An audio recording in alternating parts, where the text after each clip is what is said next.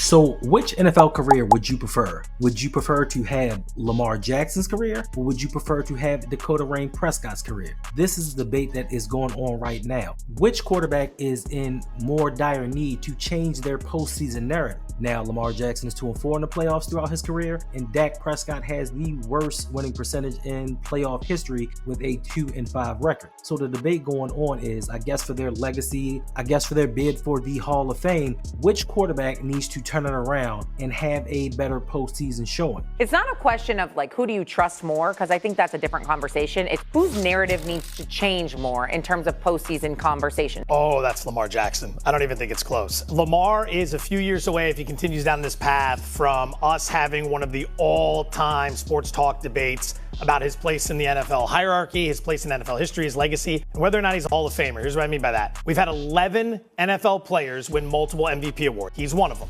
7 of them are in the Hall of Fame and have won Super Bowls. And then there's Lamar, 2-4 career in the postseason, 57% completions, 6 TDs, 6 INTs.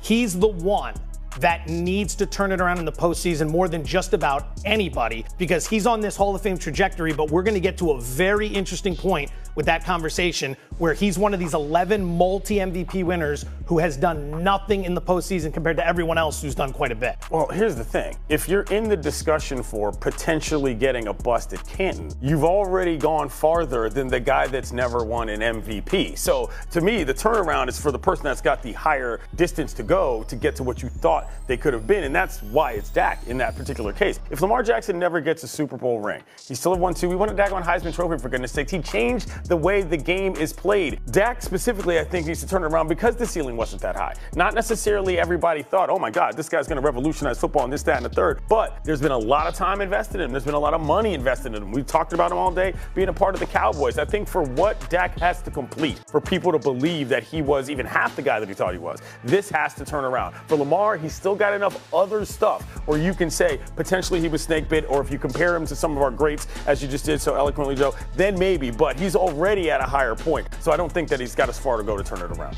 And he's never been there within his career. Lamar Jackson already got to the AFC title game last year. Now, Lamar has had his faults. Dak has had his faults. Collectively, it is a team sport. And of course, the quarterback always gets the blame. But to me, with this debate, there's a couple of things that they said that I just did not agree with. A couple of things that's like, you are kind of showing your bias towards one quarterback. Now, I don't know if you bet on the Ravens to win the Super Bowl last year and they didn't do it. Now you have a stick up your arse. I don't know. But this one gentleman on First Take, he just seems to have a problem with Lamar, and every chance he gets, he kind of downplays his career. Now, he stated about the players that have won 2 MVPs and don't have championships. Jim Brown didn't get an opportunity to play in the Super Bowl, but he does have NFL championships. Lamar is the only one on this list. But I say to him, Lamar's only 27, about to be 28 in January. He still has time. They're not looking at the progression of Lamar and the Baltimore Ravens from the time he entered the league until now. Each and every playoff year, they've gone farther and farther. And last season, Lamar and the Ravens got to the AFC Championship game, where Dakota Rain and the Dallas Cowboys have not made it to an NFC Championship in 30 years. The last time that Dallas actually made it to an NFC Championship game, my daughter was a baby. So around the time that she was born, that was the time that the Dallas Cowboys made it to a championship. And for me, I think that with this narrative, I think that there is more pressure on Dak Prescott to make it to an NFC Championship game and better his overall record, because if you look at the Cowboys as a whole, if you look at them as an organization, they have surrounded Dak with more weapons, more personnel than the Ravens have on the offensive side of the ball. Dak has had arguably, up until probably last season,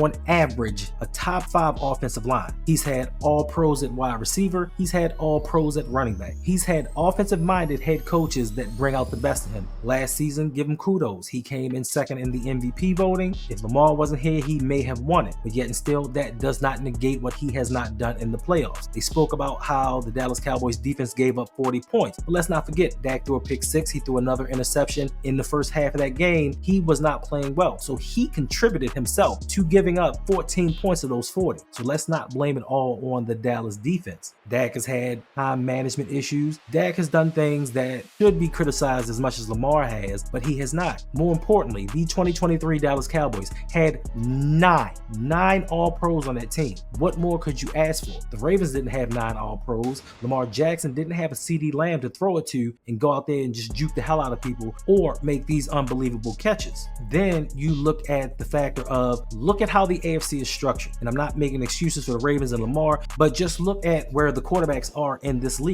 Most of your top quarterbacks are in the AFC. Yes, Dak has to deal with Jalen Hurts twice a year. He has to deal with Brock Purdy, and now he has to deal with the Jordan Love. Outside of that, the AFC, you have Patrick Mahomes. Enough said, but no, you have Joe Burrow, you have Josh Allen, Aaron Rodgers is coming back, you have Tua Tagovailoa, you have the Prince, I guess if you want to consider him that, you have CJ Stroud, the new up-and-comer. So you have a litany of quarterbacks in the AFC that Lamar has to navigate around, and year in and year out, the Ravens are one of the best teams in the AFC, had the best record 2 out of the last 5 years. Yes, the playoffs have not been an indicator of how good this team actually is, but they are on an upward trajectory. The Dallas Cowboys, no matter how much talent they have acquired, have flatlined. They seem to go out in the first and second round each and every year of the playoffs. No matter how much talent Jerry Jones, as much as you like Jerry Jones or you dislike him, what he does is he pays players. He brings in that talent, being the most scrutinized organization in the world. He surrounds his players with talent. And for those guys to say, well, you know,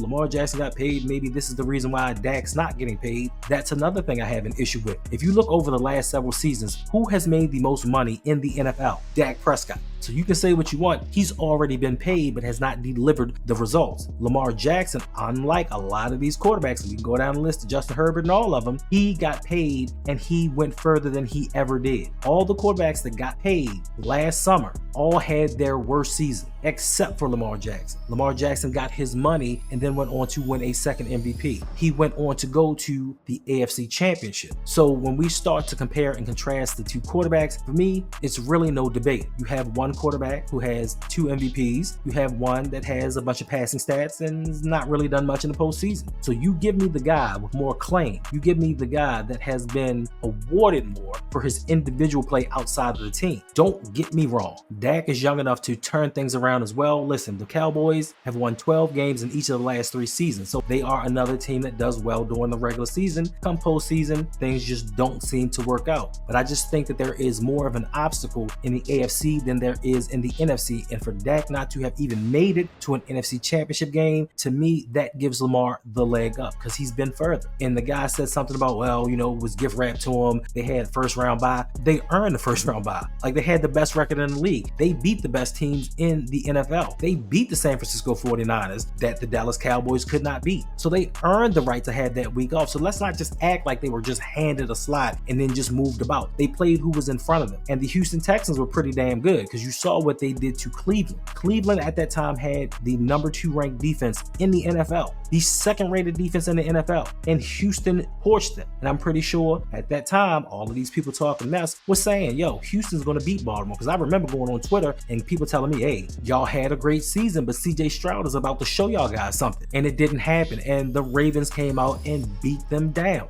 But now, since they beat them, the narrative is, oh, it was just a young Houston team, and that's the only win that they had, and they were gift wrapped an opportunity to go to the AFC Championship. No, you play who is in front of you. You earn your legitimacy by winning games through the regular season to position yourself in the playoffs. And that's what the Ravens did. That's what Lamar did. That's why he won an MVP. Let's just not act like and skirt over the fact that Lamar was dominant during the regular season to put this team in place. So the dude can miss me with that. Like, I don't know why he's so bitter. I don't know why he hates Baltimore. He might be from DC. Who knows? I don't know. But I can't understand why this is even a question. You're talking about the legitimacy of each maybe making a case for the Hall of Fame. 2 league MVPs. By the time he retires, he's going to be the all-time leading rusher at the quarterback position. He already has the most rushing yards in a single season in NFL history from a quarterback. He has revolutionized the game. Now, the question is for Hall of Fame legitimacy, and I know that they don't actually do this this as much as they used to,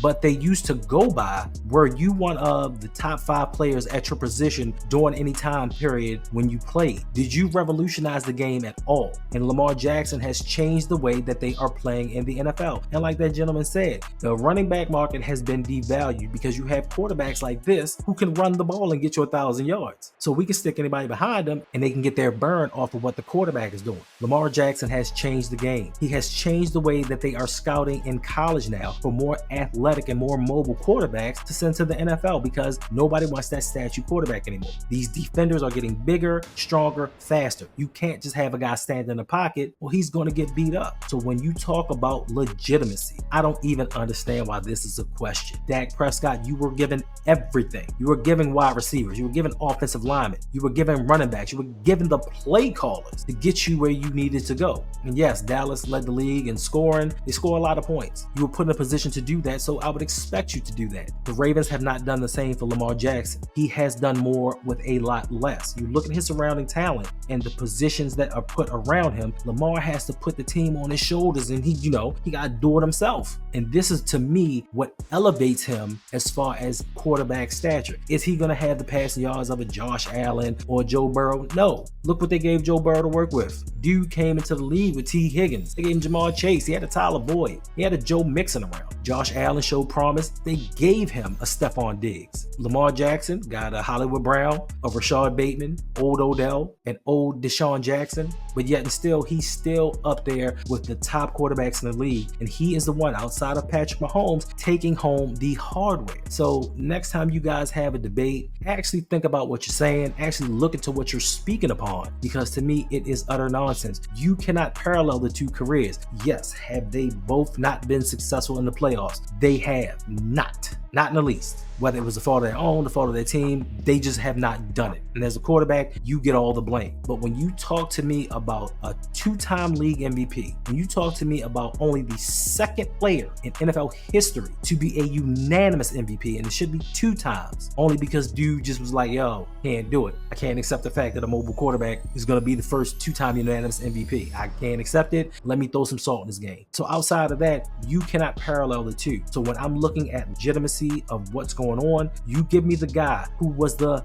best player in the league twice to a guy that put up some really outstanding stats during the regular season, I'm going to take the guy who was the best at the time. So to me, this debate is not really even a debate. It is just a conversation to get people watching and get people talking about it like me. And me, I love to talk. So in this upcoming season, when Lamar, as he has shown throughout the years, takes another progression and he's bringing Derrick Henry with him, when they go to that Super Bowl, what will you guys say now? When Lamar gets to that Super Bowl, when he wins the Super Bowl in 2024, what will you have to talk about in the offseason? How are you going to make your show? Because 90% of the content, 90% of the narratives that have been poked around is Lamar Jackson this, Lamar Jackson that. He can't, he didn't, he won't, will he ever? Once that is put to bed, what will you guys talk about? Because I'm sure you'll make up something else. I'm sure it will be, oh, he did it once, but can he do it again? I don't think so. And then I'll come back on here and debate again. So I'm just going to leave on this note because for all you guys watching, for everybody who saw the video, you already know, a bunch of BS. Whatever.